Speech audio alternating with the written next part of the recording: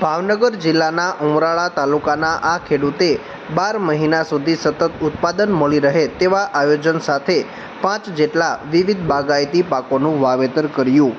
ભાવનગર સહિત સૌરાષ્ટ્ર તેમજ ગુજરાત રાજ્યમાં ખેડૂતો પરંપરાગત ખેતી છોડી પ્રાકૃતિક ખેતી તેમજ બાગાયત ખેતી તરફ વળ્યા છે, જેમાં અવનવા બાગાયતી પાકોનું વાવેતર કરી તેમાંથી સારું અન્ય પાકોની સરખામણીએ ઉત્પાદન મેળવી રહ્યા છે।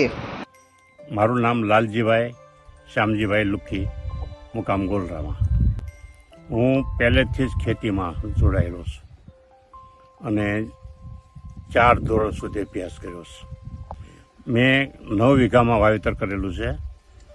પહેલાં કરમદા કરેલા હતા, પણ કરમદામાં કાંટાવાળી જાત અને મજૂરનો પ્રોબ્લેમ હતો એટલે એ કેન્સલ કરી અને પછી આ 20થી આમળા, જામફળ અને ખારેક, ખાટી આમલી એનું મિક્સ પદ્ધતિએ વાવેતર કરેલું છે।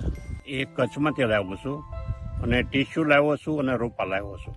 એમાં 100 નંબરની જાત છે અને ટીસ્યુમાં 149ની જાત, 69ની જાત પણ છે।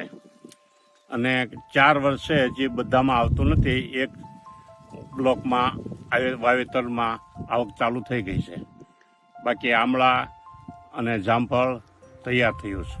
માવજતમાં, ખાતરમાં કે પાણીમાં મારી આગળ ખેતીમાં અહીંયા પાણી નબળું છે, જેથી મીઠા પાણીથી કોઈ વસ્તુ નહીં। ક્ષારવાળી જમીનના હિસાબે અહીંયા વાવેતર કર્યું છે અને એ આ સિઝનમાં કે હારી મોળી સિઝનમાં થોડી ચીકાશવાળી જમીન છે, પણ એમાં આવક થઈ રહેશે અને હજી આવતા વર્ષથી આવક શરૂ થશે। આવકમાં 100% એક ઝાડ કમસે કમ મિનિમમ 150 કિલો આમળા લાવશે, આ ખારેક, અને 100 કિલોની આસપાસ આમળા। જામફળ તો હજી બરાબર તૈયાર નથી એટલે કહી ન શકાય।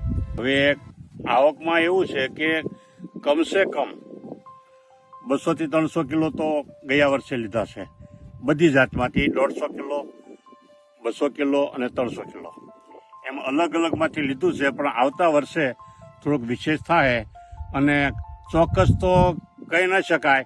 માવજતમાં અત્યારે માણસોને તકલીફ હિસાબે મારું આવકમાં કે જાવકમાં તો ઠીક છે, પણ આવક માટે હું પ્રોસેસ મારી શરૂ છે, પોતાનું જ પ્રોસેસ છે, એટલે ગમે તે આવક શરૂ થશે। ભાવનગર જિલ્લાના ઉમરાળા તાલુકાના ગોલરામા ગામે રહેતા લાલજીભાઈ, જેઓએ ફક્ત 4 ધોરણ સુધીનો જ અભ્યાસ કર્યો છે અને છેલ્લા ઘણા વર્ષોથી પોતે ખેતી સાથે સંકળાયેલા છે। પોતે અગાઉ કરમદાની ખેતી કરતા હતા, પરંતુ તેમાં મજૂર બાબતે અવારનવાર પ્રશ્ન રહેતો હતો, જેથી તેઓએ કરમદા કાઢી અને હાલ બાગાયતી પાકોનું વાવેતર કર્યું છે। આ ખેડૂત પૂર્વ મુખ્યમંત્રીના હસ્તે શ્રેષ્ઠ ખેડૂતનો એવોર્ડ પણ જીતી ચૂક્યા છે અને હાલ તેઓએ ખારેક, જામફળ, આમળા તેમજ આમલીનું વાવેતર કર્યું છે અને જ્યારે તમામ પાકોમાં ઉત્પાદન શરૂ થશે ત્યારે પ્રતિ વીઘા દીઠ 1,50,000થી લઈને 2 લાખ સુધીનું પોતે ઉત્પાદન મેળવશે।